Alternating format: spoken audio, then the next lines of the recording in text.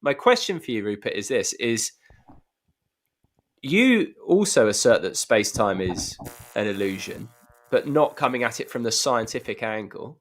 How do you do that? Yes, I like Don, think that space-time is an illusion. And just to be clear about this, because this is something that is often misunderstood, by saying that something is an illusion, it doesn't imply that it is not real. An illusion is something that is real, but that is not what it appears to be. So the Caribbean beach that we dream of at night is not a real Caribbean beach made out of sand and sea and air, but it is real as the activity of our own mind. So I agree that space-time is an illusion, which doesn't mean that it's not real. It's an illusory appearance of something that lies behind it that cannot be captured by our perceiving faculties.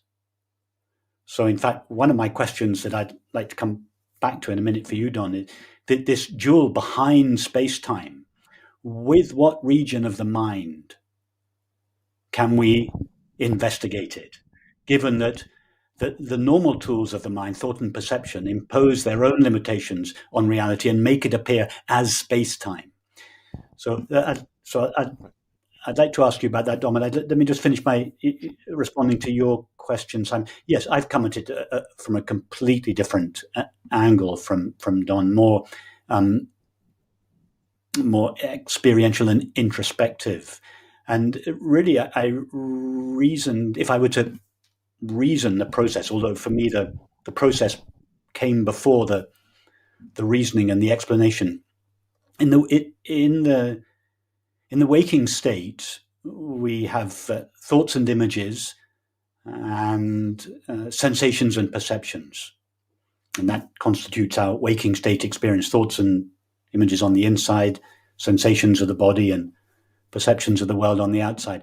Then, as we fall asleep, sensations and perceptions leave us. We no longer experience the world or the body.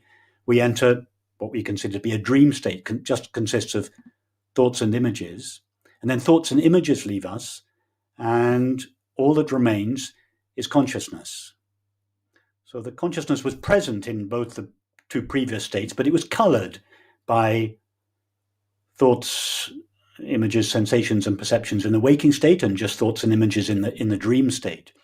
But as the activity, as thinking and perceiving, thoughts, images, sensations, and perceptions, as they leave, as we fall asleep, in other words, as the activity of the finite mind ceases, the more deeply we fall asleep, and at some point there's no activity of the mind, there's just consciousness. And as the activity of the mind ceases, as thinking and perceiving cease, surprise, surprise, our experience of time and space disappear. Could it be, therefore, that our experience of time and space is profoundly and directly linked to the faculties of thinking and perceiving? Well, yes, of course. Thinking takes place in a single dimension. What do we call that? Time. Perceiving, seeing, hearing, touching, but particularly seeing, takes place in 3 dimensions. What do we call that? Space. Could it be that what we call time and space are how the reality that lies behind the appearance of time and space appear to our thinking and perceiving faculties? In other words, it is thought and perception that project time and space, or render reality as time and space. Time and space is the orange tinted snow.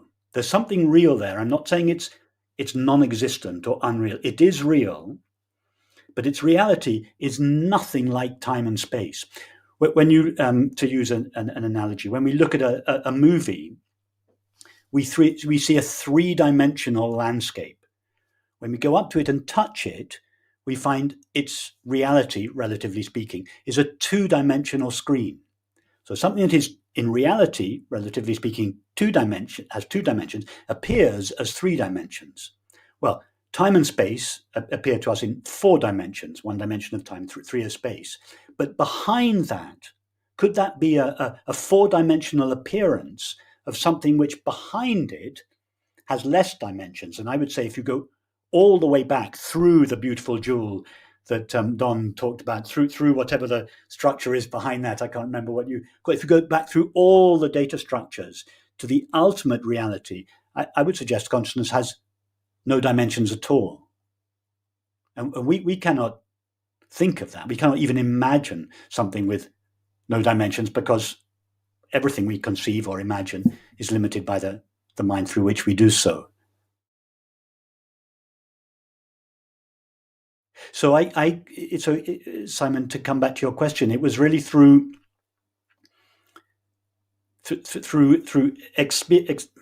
my experience investigating the waking state, the dreaming state, and deep sleep, and then going back in the other direction. In deep sleep, there is just consciousness. There is no experience of time and space. There is just the awareness of being.